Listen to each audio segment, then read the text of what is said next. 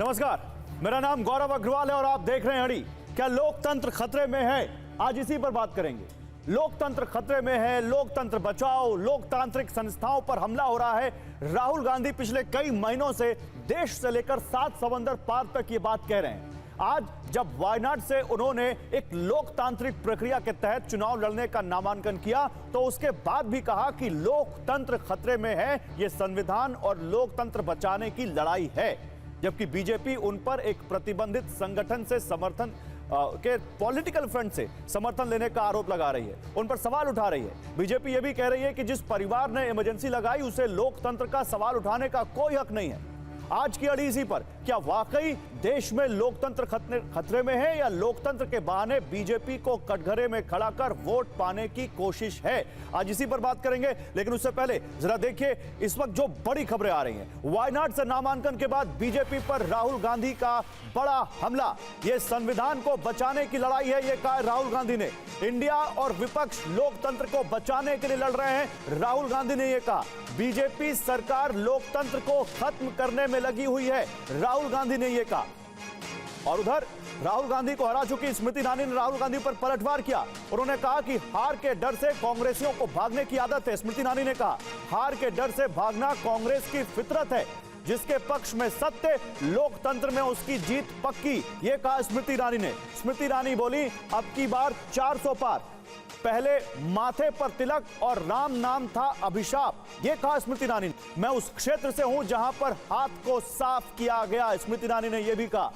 उधर एसडीपीआई के कांग्रेस को समर्थन देने पर अमित शाह का बड़ा बयान आया। कांग्रेस देश को तोड़ने में लगी हुई है, यह कहा अमित शाह ने। मैं इससे आश्चर्यचकित नहीं हूं।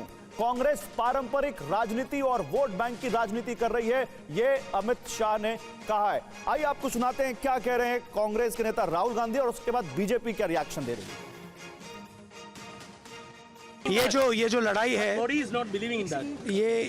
ये जो लड़ाई है, ये लोकतंत्र और कॉन्स्टिट्यूशन, संविधान को बचाने की लड़ाई है। एक तरफ कांग्रेस पार्टी और इंडिया अलायंस लोकतंत्र के लिए लड़ रहे हैं, संविधान के लिए लड़ रहे हैं, और दूसरी तरफ प्रधानमंत्री मोदी जी, अमित शाह जी और बीजेपी के लोग, आरएसएस के लोग संविधान को और लोकतंत्र को खत्म करने में लगे हुए हैं। लोकतंत्र बचाओ। क्यों भाई, क्या हो गया है लोकतंत्र को? इस देश की जनता वोट डालने वाली है, तय करेगी। आप काहे को लोकतंत्र बचाने की बात कर रहे हो? कह रहे हैं हमारे नेता जेल में गए। भाई मुझे बताओ, 12 लाख करोड़ के घपले घोटाले करेंगे तो जेल में जाएंगे या नहीं जाएंगे? जोर से बोलो, जाएंगे या नहीं जाएंगे?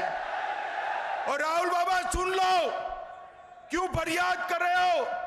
हमने 2014 में भी किया, 19 में भी किया, कहकर हम चुनाव लड़े थे।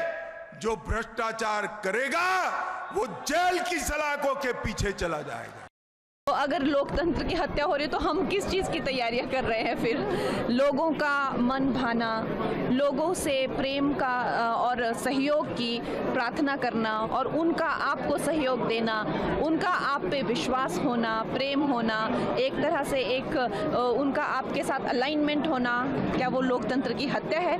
वो लोकतंत्र की हत्या नहीं है, वही लोकतंत्र है। उनको शायद पता नहीं है लोकतंत्र की डेफिनेशन क्या है।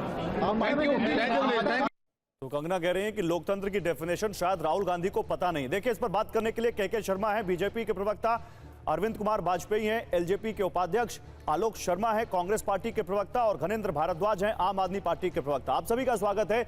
आलोक जी, शुरुआत आपसे। इससे पहले राहुल गांधी ने कहा था कि देश में लोकतंत्र फ्रीज हो गया है। आज वो कह रहे हैं कि लोकतंत्र खतरे में है और यह संविधान बचाने की और लोकतंत्र बचाने की लड़ाई है। क्यों? देखिए, मुझे लगता है गौरव भाई के लोकतंत्र के 4 स्तंभ हैं।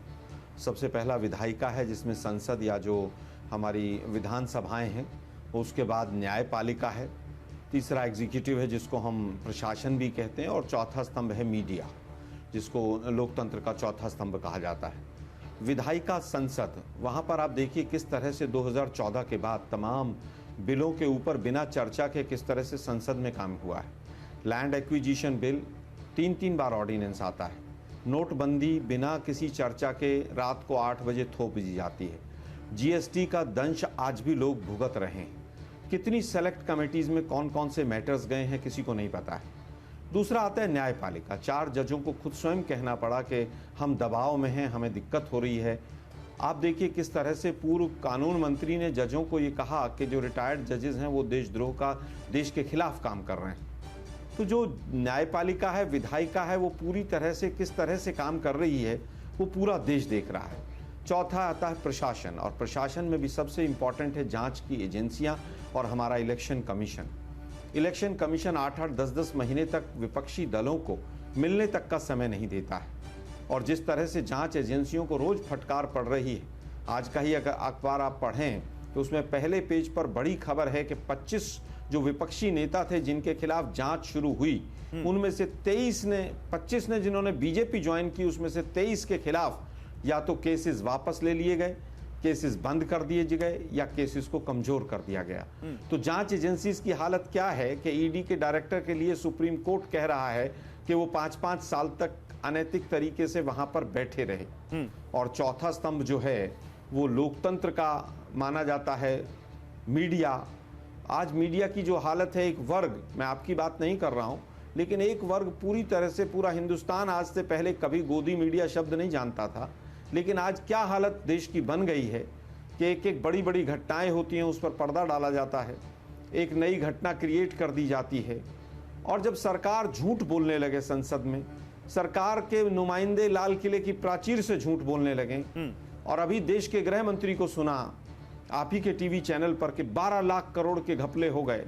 अरे भाई, आपकी सरकार को 10 साल हो गए, आपको तो चुल्लू भर पानी में डूब मरना चाहिए कि अगर 12 लाख करोड़ के घपले हुए जिसके नाम पर आपने सरकार बनाई, तो कम से कम 12 लोगों को आप कन्विक्ट तो कर देते। ठीक है। लेकिन दुर्भाग्य 2014 के बाद एक भी एफआईआर ऐसी नहीं हुई जो मोदी सरकार ने की हो और उसमें एक भी व्यक्ति कन्विक्ट हो गया। ठीक है। तो लोकतंत्र खतरे में किस तरह से है, लोकतंत्र के चारों स्तंभ किस तरह से खतरे में हैं, मैंने पूरा आपको विस्तार से बताया। ठीक है, के शर्मा जवाब दीजिए।